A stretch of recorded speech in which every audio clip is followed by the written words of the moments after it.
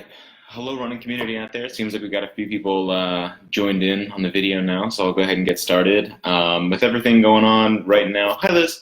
Um, it's a perfect opportunity for people who haven't been running in a while to get started running again, or people who just need to get out and find some things to do, some fresh air, who want to get out there and start running or get back to running. It's a great time to do that. We've all been cooped up inside lately. We're all kind of getting a little frustrated, but it's a great opportunity. Even though we're trying to be safe, we're trying to make sure that we're staying cognizant of what's going on, where we are, and who you're surrounded by. Getting outside and running by yourself is a great way to blow off some steam, get up some pent up energy out, as well as just enjoy the cardiovascular exercise. Running is an incredible benefit. Helps relieve mental tension.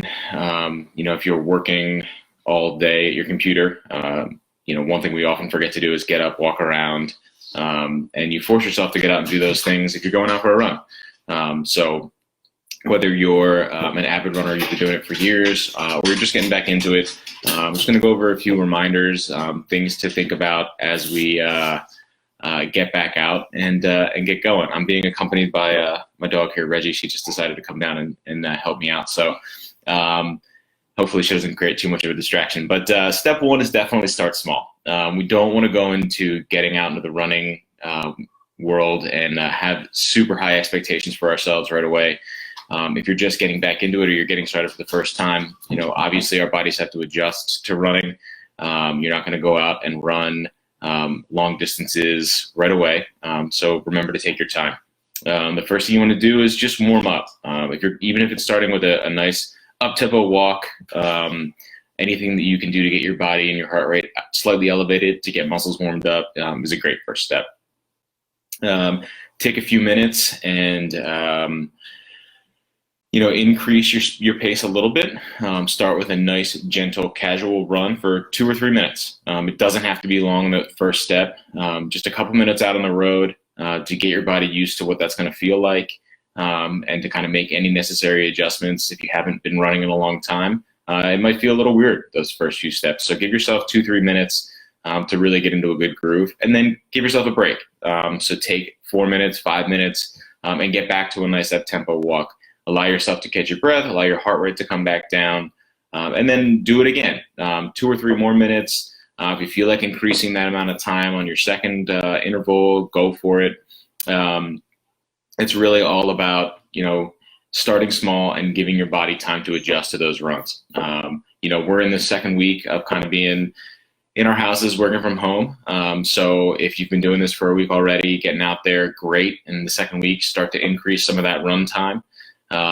If this is your first week and you're getting back out, and you really, last week you did all your work, everything was great, but you need to get outside now, it's a great time to get started.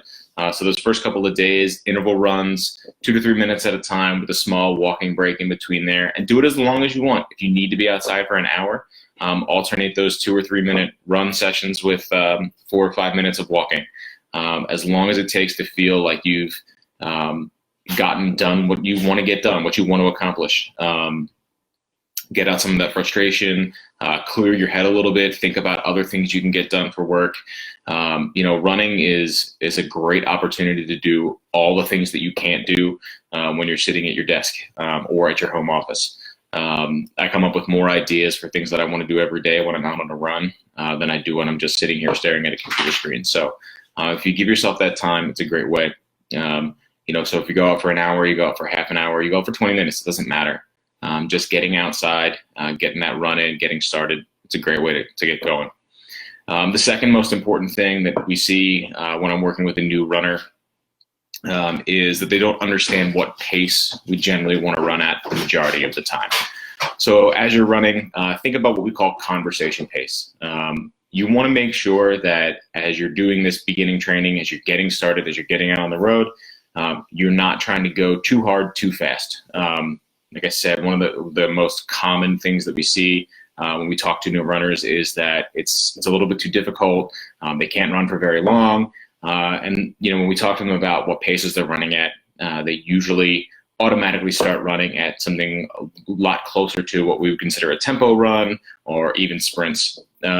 Conversation pace is a great way to make sure that you're not overtraining and make sure that you're not jumping into things too quickly. So conversation pace is really just that. Obviously right now, we're not going out and running with friends and groups and things like that. You're out running by yourself. So conversation pace might seem a little weird if you are talking to yourself on a run, but you don't have to think of actually talking to yourself.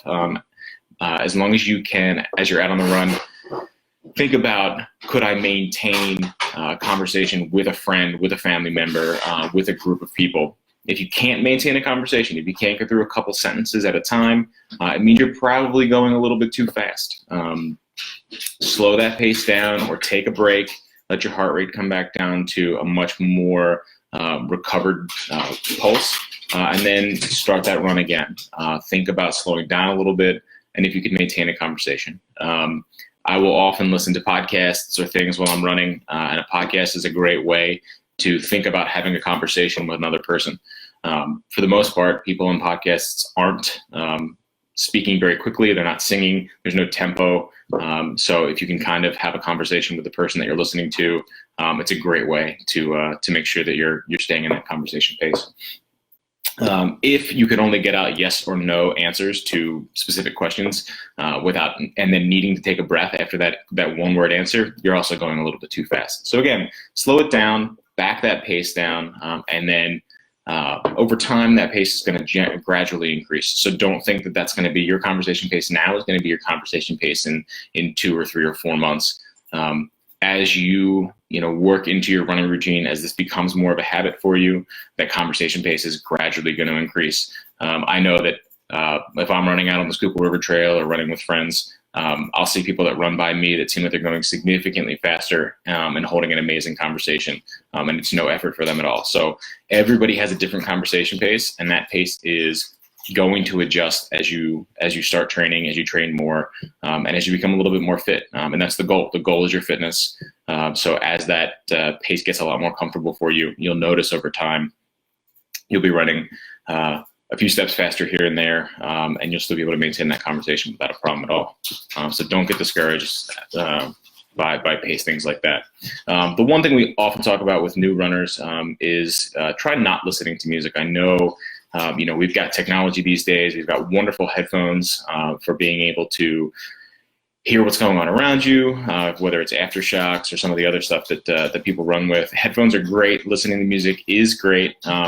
It can really keep you motivated on a run. It can keep things interesting if you've got favorite music to listen to. But when you are getting started, it's a good idea to try just listening to your foot strike, listening to your breathing, and think about not getting caught up in music that has a very specific beats per minute. The beats per minute and the pulse of the music can greatly affect how you run. There are some apps out there that you can download that will adjust the music you listen to into a more proper pace based on your running, and those are great. You can find one of those that works well for you. But in general, music's always going to give us a little bit more of a pace increase or decrease. If you're listening to something slow and calm, it might slow that pace down. So that's, you can do that there. And if you're listening to something nice and calming, I will go out on runs and listen to things like nature sounds. If I'm like in the city and I want to hear, the sounds of nature and kind of get away and get out of my own head, I will listen to things like that. But for the most part, music tends to, for me personally anyway, it tends to rev me up and give me more energy than I'd really like to have on a run, especially if I'm trying to run at a very specific, comfortable pace. The next thing that's really important is recovery. One thing all runners, regardless of experience, take for granted is that our bodies need time to recover. So, I know we're all cooped up inside right now, but if you start running every day, you're going out for 30, 40 minutes, an hour or more every day, your body's going to start to break down, especially if this is a newer activity for you. So give yourself time to recover. On days in between runs, maybe you think you run Monday, Wednesday, Friday. On Tuesdays and Thursdays, go out for a nice walk. It's okay to be active on those days. We just generally don't want to be as active as you might be during a run. So your muscles need time to recover. They do break down a little bit with every run, regardless of intensity. So we want to increase blood flow back to those muscles, so they can, do those micro repairs and get you ready for your run the next day. As you get more fit, as you get more comfortable, you can work in other activities and those other off days as well. Lighter runs versus harder runs. That's always an option too. So, don't think that if you're getting started now and you're only running 3 days a week, that it means you can't run 4 days or 5 days a week later on. All those things are going to come in time. There's no need to rush training right now. With all the races being canceled and moved and postponed, we've got plenty of time to train for things that are going to come up in the fall. So get started now when you have to be inside, and use that as motivation to prepare yourself for the fall. Some things you can do that are really helpful on those off days, besides walking, if you do cross training, if you have a bike and you want to get out and go for a bike ride, that's the similar muscle groups but different muscle activations. So you're doing similar things, but your body's not taking the same type of impact that it would take if it were, say, going out for a run. So cycling is great. If you have a pool and you can go for a swim, I know most of the local pools are closed right now. All of them are. But there's plenty of other cross-training things you can do, as well as strengthen your core. The core is, besides, the fact that we use our leg muscles in running, the core activation is absolutely critical for good running form and for good posture. So on those in-between days, it's absolutely okay to go in and work some core things. You're not going to necessarily notice and feel too much core work while you're running, but if you can strengthen that core on the days that you're not running, it's going to make for better, stronger runs later as you keep training. So definitely core exercises. Like I said in my blog post, the plank is a runner's best friend. It really works the entire core. It's something you can do in 30-second increments until you feel a lot stronger. 45-second, 1 minute planks. Just a great way to strengthen the core and prepare yourself for better runs down the road. Not for some fun stuff. One of my favorite things to do, one of the reasons that I started running, was to just get out and see my environment more. So the fourth thing for me that's great for owner runners is go explore. There are only so many places that your car takes you, and you do those things every day.